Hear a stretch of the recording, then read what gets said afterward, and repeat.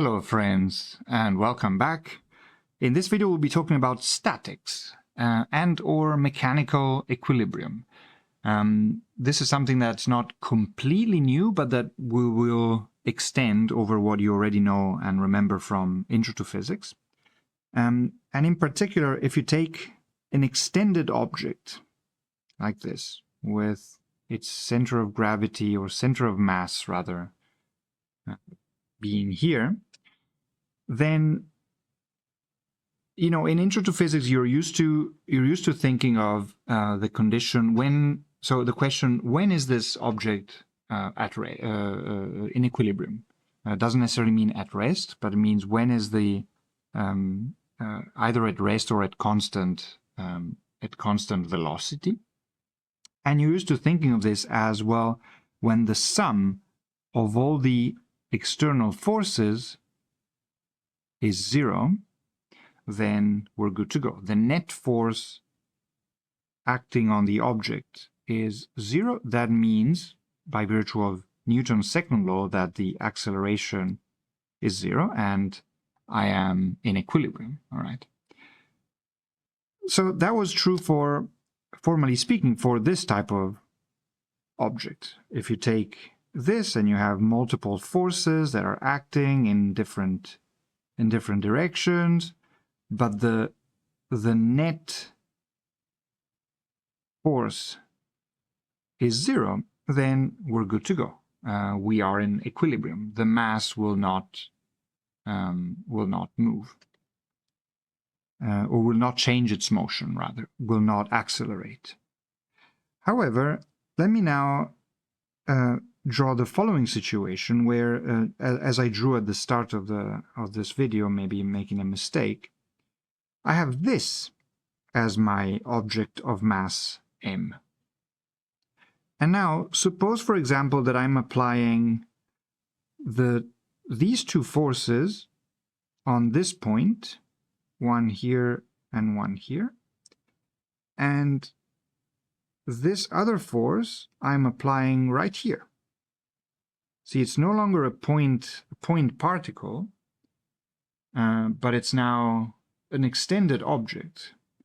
And you can probably imagine, if you take, a slab of, or a piece of Play-Doh, and with one finger you're more or less pushing in this direction, and the other finger you're pushing with the other hand towards you, well, I didn't even need to draw that arrow, then this object is going to spin in this way, right?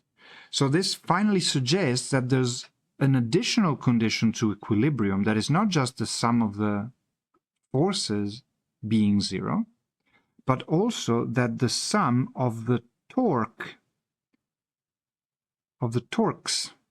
needs to be 0. Or, in other words, that the net torque acting on that object needs to be 0. And this implies, well, for lack of better words yet, this will become even clearer next week, but let's say no rotation. Okay. So the conditions for equilibrium, so an object is not accelerating nor rotating if and only if the net force is 0 and the net torque is 0. So this guarantees no acceleration, the forces, and the torques guarantee no rotation. Right? By the way, in the example of this extended object that we talked about, if it's true that the external forces are 0, it is also true that overall this object is not accelerating in any direction, in any linear direction. So it's only going to spin in this example, but not move forward or backwards or left or right. Okay.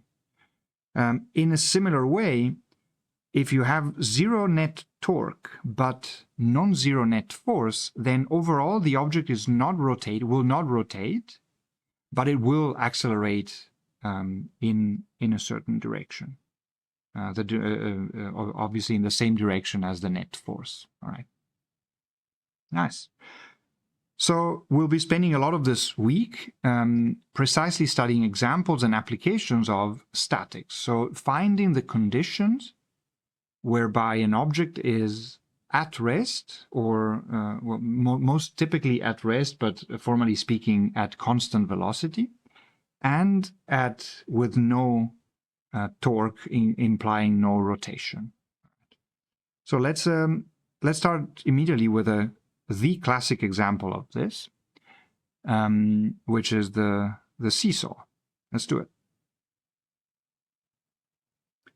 So let's say that we have two children that are playing on a seesaw, which for this example is just a bar, and the two children are also just, or the two people in general, are just called M1 and M2. And we want to ask, what are the conditions, so the equilibrium conditions for this system, so that this whole system doesn't rotate in either direction, nor overall sort of accelerate up or down, just flying or sinking into the ground. By the way, this is the ground, this is the support. All right. So we want to avoid any rotation and any overall acceleration. Let me clean this a little bit, this drawing.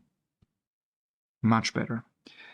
Okay, so we said that the equilibrium conditions are that the sum of all the forces acting on the system is 0, and that the sum of all the torques in the system are also equal to 0.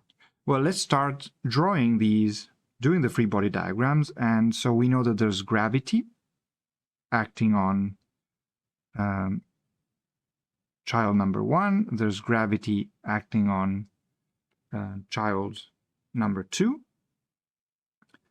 And, well, there's a force here, let's call it N, for example, that the pivot is providing on the bar. And so the condition for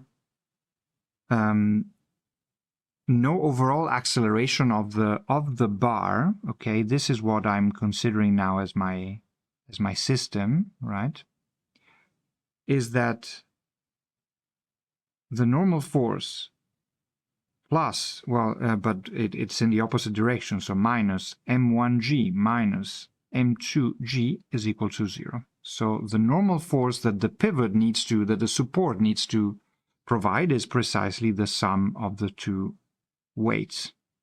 Not surprising, but always good to find intuitive results from the basic equations. Okay. Now, what about torques? Okay, for this we need to offer a different type of an additional piece of information, which are the distances or the lever arms from the two children to the fulcrum. This is the fulcrum O. See, in this case, this pivot point offers a natural choice for the fulcrum about which we can calculate the torques. However, and I'm going to show this to you just now, in principle we can choose any point and still the equilibrium condition would be exactly the same. All right. Let's do it around. So let's calculate the torques about O. Okay. So there's two forces, so there's three forces. The torque that the normal force exerts around O is 0 because it's applied in the same point. Because the lever arm in this case is 0. The torque that the first child well, we can do this just the magnitude, depends on, well, it's actually applied here because this is where the child presses on the bar. So this would be the lever arm 1. So T1 would be R1 cross product weight 1, where this is the vector weight 1.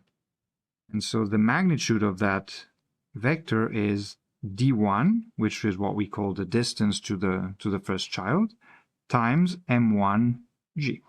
All right. If there will be the sine of 90 degrees because this is 90 degrees. So we're good to go. What about tau 2 identical calculation? This is instead D2 M2G. And you can probably, if you think of the orientation of these two vectors, they would be in opposite directions, because R1, so for the torque 1 would be coming out of the page, in this case, out of your screen, and tau 2 instead, if you span from R2, which is this vector, to W2, the weight number 2, that would be into the page. All right. Let me zoom out just a second. So all in all, given that there are two vectors, torque, and that their vector sum must be 0, this implies that their magnitudes must be equal. And in particular, the D1 M1G is equal to D2 M2G. And so in particular, cancelling out G, that the distances must be, from the fulcrum, must be inversely proportional to the masses. Right? This is something that most assuredly you've experienced with your friends growing up, that if you're a little lighter than your seesaw partner, you need to sit a little further away from the fulcrum, and instead, if you're the heavier of the two, you need to sit a little bit closer to the fulcrum in order to balance out. To balance what? Not the weights, because those are never balanced. See, unless you have... So if M1 is different to M2, the weights are never balanced. It's impossible, because gravity pulls one of you harder than the other. However, but your torques can be. If this condition is fulfilled. So what happens then is that your weights are balanced out perfectly by the normal force, and that assures that the seesaw doesn't just start flying, in space, or it doesn't sink into the ground. And the torques, your relative distances, precisely if they're they're carefully placed, then they make sure that your torques are overall 0, and so there's no rotation. Very interesting. Now, because I promised that I would do it, let me do the same exercise, but now we choose a different pivot point, a different fulcrum, to calculate the torques, and we'll see that they give us the same exact conditions. Let's see. I'm gonna just clean the page and do the drawing again. So now, again, this is my bar. There's weight number 1. There's weight number 2. There's normal force. I had D1 and D2 as distances. And let's choose, for example, the position of the first child as a pivot point. So P1 is now my fulcrum.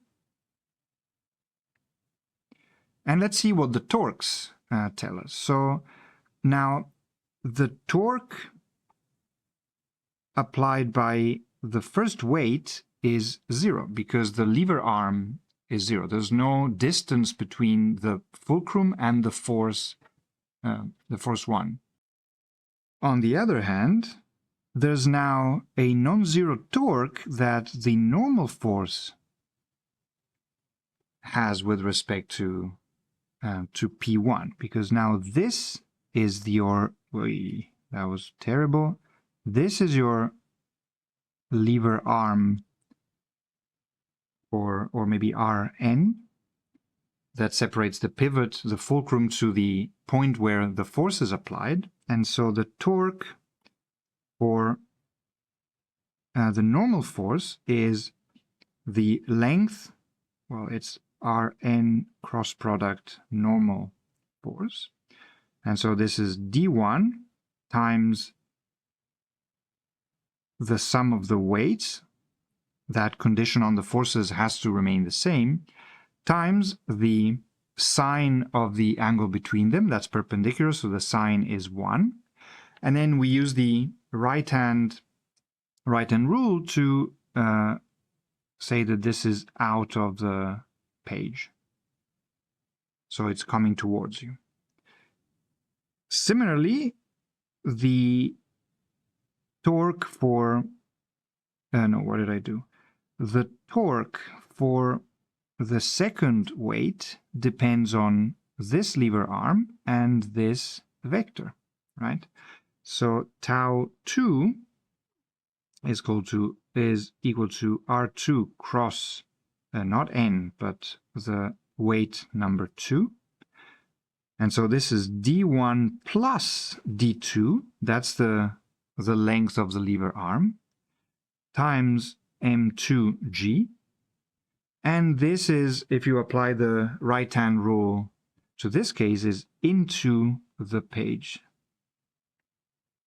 Okay, so these two vectors are opposite in orientation, and so the only way that they can give an overall 0 if they have the same magnitude. And so the condition then is that D1 times M1 plus M2G is equal to D1 plus D2 times M2G, right? So this is the condition for equilibrium. And after some tidying up, we cancel out the G's, and we discover that, well, you can probably already see that D1 M2 and D1 M2 are the same on both sides. So the only thing that's left here would be D1 M2 is equal to D2. No, sorry, D1 M1, yikes, D1 M1 is equal to D2 M2, which is precisely what we had before. Namely that the distances from the fulcrum are have an inverse proportionality to the masses in order to have equilibrium. So again, this is reassuring because we don't have to be geniuses or to foresee the future and choose the only good lever fulcrum to calculate the torques. We pick one, and that is perfectly, everything's going to work out just fine. So nice, we solved the seesaw. To stay on theme, let me clean the page and let's talk about Archimedes, or actually Well, yes, but let me rewrite this condition for equilibrium. This told us that the ratio of the distances of, the two objects that are kept, maybe m and m2, that are kept in equilibrium on a seesaw, on a lever. This situation works as long as the masses and the distances are in inverse proportionality, have an inverse proportionality relationship. Notice that if, but in general, if the two masses are unequal, so this implies several things, that if m1 is not the same as m2, that implies that the distances are also not the same. And another thing that we can notice is that if m2 is, for example, much bigger than m1, this can still work if d1 is much bigger than d2. Right? So even if a small object, m1, comparably small, is tasked with supporting or counterbalancing the weight, or rather the torque, exerted by m2, which is much bigger, it can do so as long as, let me try to draw it, as long as it's much farther from the fulcrum, d1, as long as it's much bigger than d2, then I'm happy. And this is why Archimedes, we're talking now probably the 3rd century before Christ, so something like 2200 years ago, at least probably, said, "Give me a lever long enough and a fulcrum on which to place it, and I shall move the world." So he had this in mind of, like, an hypothetical cosmic fulcrum, a lever, and good old Archimedes here with his happy face that it's, you could see if you could zoom in, and the world. And he said, I can do this as long as, actually, probably more realistically, maybe I'll turn this into a tutorial exercise. If the world is much closer to the fulcrum than Archimedes, then we're good. See, in particular, if the ratios of mass of the world over mass of Archimedes is in inverse relationship to d for Archimedes and the world, then I'm good to go. I can actually lift the world. Not a very realistic situation, but this was him trying to say it's wonderful what levers can do. Okay. In the next video, I'll be talking about mechanical advantage, which is precisely sort of the formulation of this statement. But for now, I'll thank you for watching, and I'll see you soon.